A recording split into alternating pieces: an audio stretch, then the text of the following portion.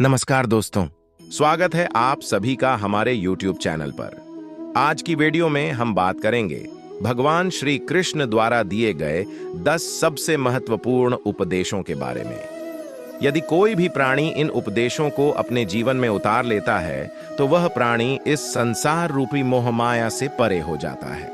फिर उसके लिए धन दौलत, सांसारिक चीजों आदि का कोई महत्व नहीं रह जाता। दोस्तों, श्री कृष्ण अपने पहले उपदेश में कहते हैं कि इस विश्व में केवल शरीर मरते हैं, लेकिन आत्मा अविनाशी है। शरीर के मरने पर भी आत्मा नहीं मरती है।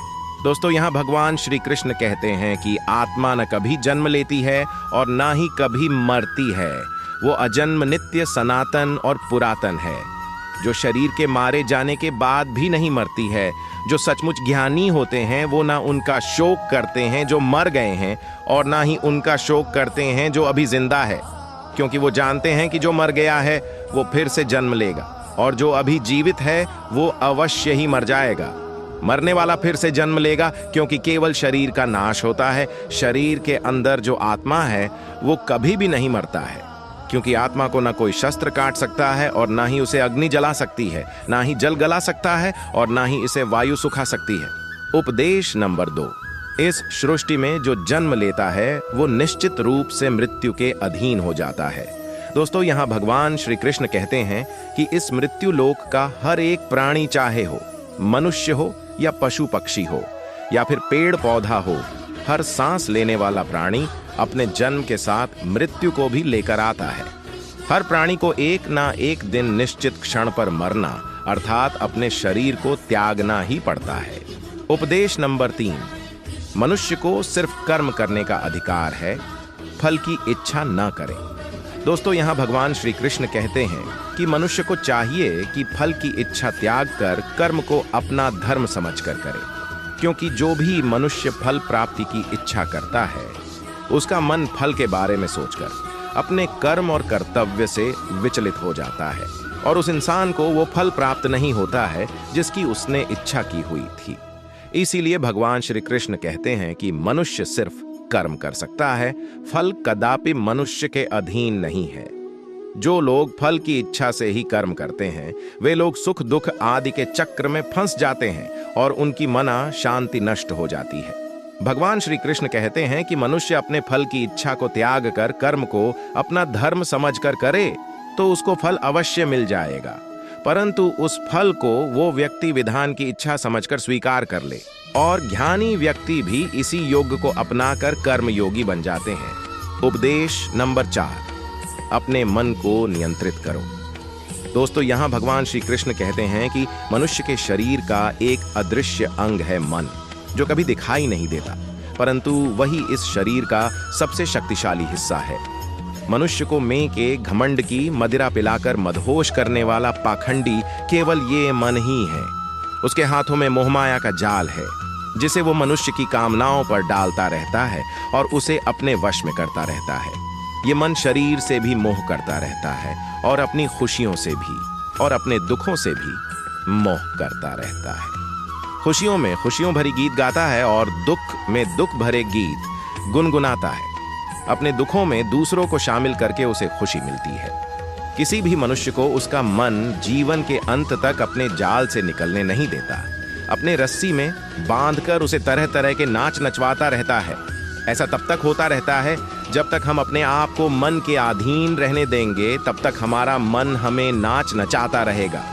मनुष्य का मन मनुष्य को इतनी फुर्सत भी नहीं देता कि वो अपने अंतर में झांककर अपनी आत्मा को पहचाने और आत्मा के अंदर जिस परमात्मा का प्रकाश है उस परमात्मा का साक्षात्कार करें।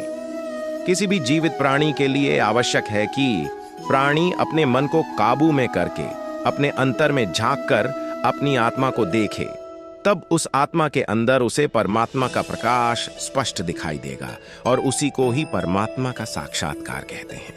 उपदेश नंबर 5, हमारा शरीर और मन कैसे काम करता है। दोस्तों, यहाँ भगवान श्री कृष्ण कहते हैं कि मनुष्य का शरीर एक रथ के भांति है, जैसे आंख, कान, नाक, जीभ और त्वचा आदि। इन इंद्रियों घोड़ों को जो सारथी चलाता है वो सारथी ही हमारा मन है, और उस रथ में बैठा हुआ स्वामी वही हमारी आत्मा है। मनुष्य की इंद्रियां विषयों की ओर आकर्षित होती रहती हैं और ये सब तभी तक ही हो सकता है जब तक जीवात्मा अपने मन को काबू में ना लाए। जब तुम स्वयं मन के अधीन ना रहकर अपने मन को अपने अधीन कर लोगे तो वही मन एक अच्छे सारथी की तरह तुम्हारे शरीर रूपी रथ को सीधे प्रभु की चरणों में ले जाएगा। यदि मन तुम्हारा स्वामी है और तुम उसके अधीन हो तो वो तुम्हें माया के बंधन में जकड़ता रहेगा, और जब तुम अपने मन पर काबू पालोगे और उसके स्वामी हो जाओगे तो वही मन तुम्हें मोक्ष के द्वार तक ले जाएगा। उपदेश नंबर 6। दोस्तों, भगवत गीता के अनुसार इस दुनिया में 3 प्रकार की खुशी होती है। तामसिक खुशी। दोस्तों, पहली प्रकार की तामसिक खुशी हमें ज्यादा सोने से या ज्यादा आलसी होने के वजह से मिलती है, यानी कि आराम करने वाली खुशी। राजसिक खुशी। हाँ दोस्तों, राजसिक खुशी हमें जो किसी मटेरियल गोल को अचीव करने के बाद मिलती है, जैसे कि पैसे कमाना, गाड़ी खरीदना, दारू पीना आदि चीजें करने से जो हमें खुशी मिलती है वो राजसिक खुशी कहलाती है। सात्विक खुशी। दोस्तों, ये जो तीसरी प्रकार की खुशी होती है ना, उसे सात्विक खुशी कहते हैं। भगवत गीता ये कहती है कि तामसिक और राजसिक ये दोनों खुशियां अस्थायी होती हैं, पर सात्विक खुशी है ना, वो पहले हमें जहर की तरह लगती है लेकिन बाद में वो हमें शहद की तरह लगने लगती है। उपदेश नंबर 7। दोस्तों, यहाँ भगवान श्री कृष्ण कहते हैं कि इस संसार में केवल 2 ही वस्तु है, एक शरीर और दूसरा उस शरीर में रहने वाला शरीरी। इस शरीर में रहने वाला जो आत्मा रूपी शरीरी है वो कभी भी नहीं मरता है, और जो शरीर है वो सदा रहता नहीं है। आत्मा एक शरीर छोड़ता है और दूसरा शरीर धारण कर लेता है, बिल्कुल वैसे ही जैसे मनुष्य अपने पुराने कपड़े उतारकर नए कपड़े धारण कर लेता है। आत्मा नित्य है, इसीलिए वो नहीं बदलती, परंतु शरीर नाशवान है, इसीलिए एक ही आत्मा के कई शरीर बदलते हैं। इसीलिए हर जन्म में हमारी आत्मा नए नए शरीर धारण कर लेती है। उपदेश नंबर 8। प्रारब्ध केवल मनुष्य का बनता है। दोस्तों, यहाँ भगवान श्री कृष्ण कहते हैं कि अगर कोई सांप किसी मनुष्य को अकारण काटता है तो उस सांप को उसका पाप नहीं लगेगा, और ठीक उसी तरह शेर दूसरे जानवर की हत्या करता है तो उसका उसे पाप नहीं लगेगा। या बकरी का उदाहरण लीजिए, बकरी किसी की हत्या नहीं करती है और सिर्फ घास खाती है, तो इस कारण वो पुण्य की भागी नहीं बनती। पाप पुण्य का लेखा जोखा अर्थात प्रारब्ध केवल मनुष्य का बनता है।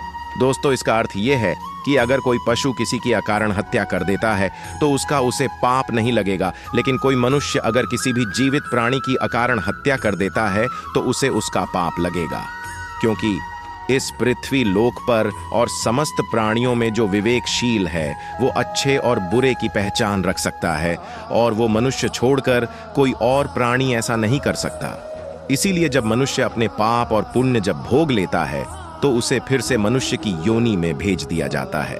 उपदेश नंबर 9। एक ही कर्म किसी के लिए पाप बन जाता है और दूसरे के लिए पुण्य बन जाता है। दोस्तों, एक मनुष्य किसी कमजोर और बूढ़े व्यक्ति का धन लूटने के लिए उसकी हत्या कर देता है तो उस व्यक्ति को निश्चित ही उसके द्वारा किए गए कर्म का पाप लगता है। और यदि दुष्ट मनुष्य किसी स्त्री के साथ जबरदस्ती बलात्कार करने की कोशिश कर रहा है तो उस स्त्री की रक्षा करने के लिए अगर कोई व्यक्ति उस दृष्ट मनुष्य की हत्या कर देता है तो उसका उसे पाप नहीं लगता है बल्कि पुण्य लगता है। दोस्तों, कर्म तो वही रहा, किसी की हत्या करना, परंतु उस कर्म के पीछे की भावना क्या है और मारने वाले की नीयत क्या है, इसी के फर्क से ही एक ही कर्म किसी के लिए पाप हो सकता है और दूसरे के लिए पुण्य हो सकता है। जिस भावना और नियत से मनुष्य कर्म करता है उस नियत के कारण एक ही कर्म किसी के लिए पाप बन जाता है और किसी के लिए पुण्य बन जाता है। कर्म के इस ज्ञान के द्वारा ही मनुष्य को कर्म विकर्म और अकर्म की पहचान होती है। दोस्तों, इसका अर्थ यह है कि मनुष्य जब निष्काम भावना से कर्म करता है तो उस कर्म का फल उसे नहीं भोगना पड़ता है, इसीलिए वो अकर्म हो जाता है। कर्म उसे कहते हैं जिसे सकाम भाव से और फल की इच्छा से किया जाता है, उसका फल मनुष्य को उसके कर्म के अनुसार अवश्य मिलता रहता है। अच्छे कर्म का फल अच्छा मिलता है और बुरे कर्म का बुरा फल मिलता है, और जो असत्य, कपट, हिंसा आदि अनुचित और निश्चित कर्म को विकर्म कहते हैं। उपदेश नंबर 10। हर मनुष्य का प्रथम धर्म क्या है और अपने धर्म का विधान मनुष्य खुद बनाता है। दोस्तों, इसका अर्थ समझाते हुए भगवान श्री कृष्ण कहते हैं कि धर्म का जो विधान है, अगर उसे किसी दूसरे व्यक्ति ने बनाया हो तो वो तुम्हारा धर्म नहीं हो सकता है। तुम्हारा धर्म वही है जिसे तुमने स्वयं बनाया हो, जिसे तुम्हारी आत्मा ने स्वीकार किया हो। धर्म एक व्यक्तिगत चीज है जिसका फैसला व्यक्ति को खुद लेना पड़ता है। दोस्तों, मैं आपको एक उदाहरण देकर समझाता हूँ। दोस्तों, अगर किसी के गांव पर डाकू हमला करके उस गांव की लड़कियों का अपहरण कर रहे हो और उसी समय किसी का पिता मृत्युशैया पर पड़ा अंतिम सांस ले रहा हो और अपने पुत्र से बार बार पानी की एक एक घुट मांग रहा हो, तो उस समय उस व्यक्ति का यानी कि उस पुत्र का क्या धर्म होना चाहिए? वो मरते हुए अपने पिता के कंठ में अंतिम समय गंगा जल की बूंद बूंद टपकाता हुआ अपने पुत्र धर्म का पालन करें, या फिर उसके गांव की लड़कियों पर जो संकट आ गया है उनकी रक्षा के लिए अपने हाथ में तलवार उठाते हुए उन डाकुओं का मुकाबला करें? अवश्य पड़े तो अपनी जान भी देकर अपने गांव की इज्जत बचाएं। दोस्तों, इसका निर्णय कोई दूसरा व्यक्ति कैसे कर सकता है? इसको धर्म का दौराहा या धर्म संकट भी कहते हैं। ऐसी स्थिति में वो व्यक्ति क्या करे, उसका फैसला कोई और व्यक्ति नहीं कर सकता, बल्कि ये निर्णय उसे खुद ही लेना पड़ता है कि उस समय उसका प्रथम धर्म क्या है। उस समय उसकी अंतरात्मा जो आवाज दे वही उसका प्रथम धर्म है। इसीलिए दोस्तों, हर व्यक्ति का धर्म व्यक्तिगत होता है और मनुष्य अपने धर्म का विधान मनुष्य खुद बनाता है। दोस्तों, अगर आपको हमारी वीडियो अच्छी लगी हो तो हमारी वीडियो को लाइक और शेयर करो और ऐसी ही धार्मिक वीडियो से जुड़ने के लिए हमारे चैनल को सब्सक्राइब करो।